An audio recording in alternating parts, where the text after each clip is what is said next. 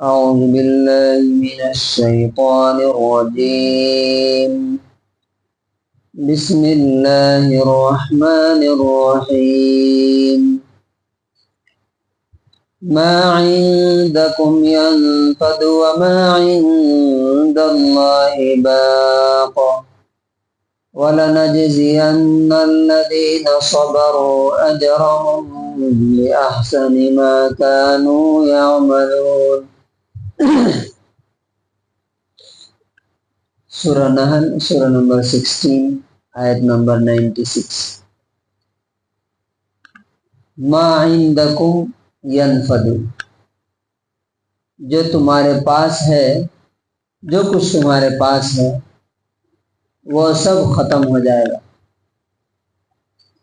وما عند اللہ باق، اور جو اللہ کے پاس ہے وہ ہمیشہ باقی رہے گا. وَلَنَجْزِيَنَّ الَّذِينَ صَبَرُوا، اور ہم ضرور بدلہ دیں گے ان لوگوں کو جنہوں نے صبر کیا. أَجْرَهُمْ بِأَحْسَنِ مَا كَانُوا يَعْمَلُونَ، ان کے کاموں کا سب سے بہترین بدلہ. اللہ تعالیٰ نے اس آیت میں 3 باتیں بتائی اور بہت ہی امپورٹنٹ. اکثر انسان دنیا میں اس طرح گم ہو جاتا ہے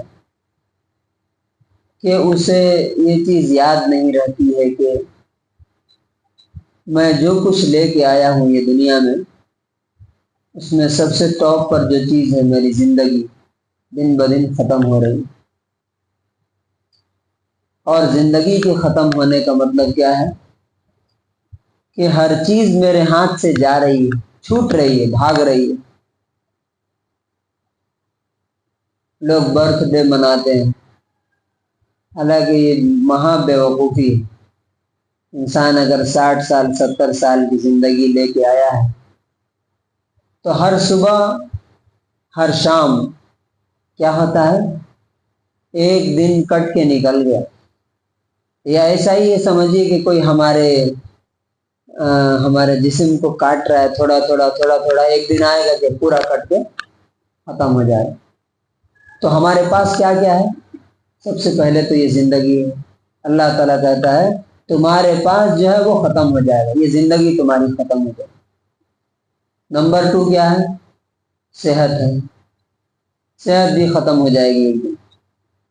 نمبر 3 پیسہ، مال، جس کے پیچھے انسان سب سے زیادہ بھاگتا ہے.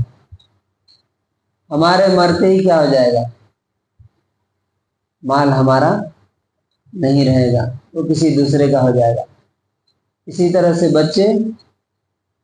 بچے بھی ہم سے ختم ہو جائیں گے، چھوٹ جائیں گے.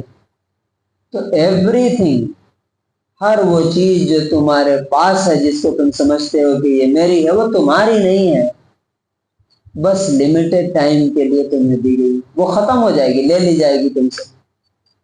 نہ جب تم دنیا میں آئے تھے تب تمہارے پاس تھی، اور نہ جاؤ گے اس وقت تمہارے پاس ہوگی. یہ پہلی بات ہے. دوسری بات اللہ تعالیٰ یہ بولتا ہے وَمَا عِندَ اللَّهِ بَاقٍ، جو اللہ کے پاس ہے وہ ہمیشہ رہے گا. تو اللہ کے پاس کیا کیا ہے؟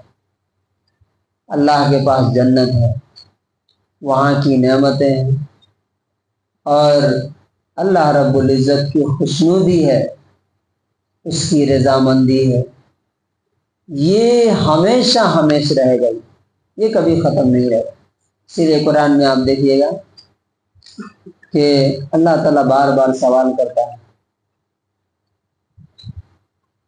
کَمَّ مَتَّعْنَاهُ مَتَاعَ الْحَيَاةِ الدُّنْيَا ثُمَّ هُوَ يَوْمَ الْقِيَامَةِ مِنَ الْمُحْضَرِينَ. کیا وہ شخص جس سے ہم نے آخرت کے لیے اور دنیا کے لیے بھی اچھا وعدہ کیا ہے کہ تم ایسا ایسا کرو گے تو دنیا میں بھی ہماری مدد تمہارے ساتھ رہے گی، آخرت میں بھی ہم تمہیں یہ انعامات اور اجر اور ریوارڈ دیں گے، وہ اس شخص کی طرح ہو سکتا ہے جس کو ہم نے دنیا میں تو دے دیا، لیکن قیامت کے دن وہ مجرم بن کر کے آئے کیا وہ اس شخص کی طرح ہو سکتا ہے؟ نہیں ہو سکتا۔ تو یہ دو باتیں ہیں۔ تیسری بات اللہ تعالیٰ نے کیا کہی کہ جو لوگ صبر کریں گے، ڈٹے رہیں گے مضبوطی کے ساتھ اپنے دین پر، ایمان پر، ہم ان کے بہترین عمل کے مطابق ان کا بدلہ دیں گے۔ مطلب کیا ہوا؟ انسان طرح طرح کے اعمال کرتا ہے۔ اب کوئی کام کیا، فار ایگزامپل وہ 10% اس میں آیا،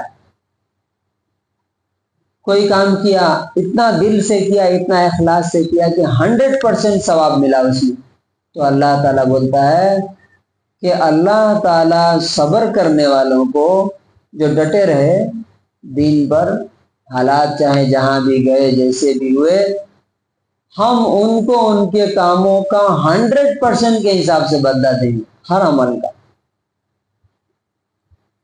تو کنکلوژن اور خلاصہ کیا ہے کہ یہ دنیا بہت تھوڑے دن کے لیے، یہاں جو کچھ دیا گیا ہے وہ ہمارے ہاتھ سے لے لیا جائے گا۔ ہمارے ہاتھ سے لے لینے سے پہلے جو کچھ، جتنا کچھ ہو سکتا ہے انسان وہاں کے لیے بھیج دے جہاں پر ہمیشہ چیزیں رہیں۔ پتہ چلا کہ یہیں جوڑتے، یہیں انتظام کرتے کرتے رہ گیا، وہاں گیا تو پتہ چلا کہ کیا ہے، کچھ بھی نہیں ہے اس کے لیے، بھکاری۔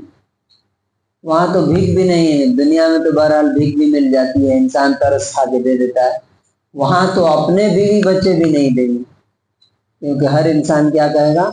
نفسی نفسی، میرا کیا ہوگا پہلے وہ دیکھنا ہے۔ تو اللہ تعالیٰ سے دعا ہے کہ اللہ تبارک و تعالیٰ ہمیں باقی رہنے والی دنیا اور وہاں کی نعمتوں کو ہمیشہ یاد رکھنے اور اس کے لیے زیادہ سے زیادہ کوششیں اور تیاریاں کرنے کی توفیق نصیب فرمائے۔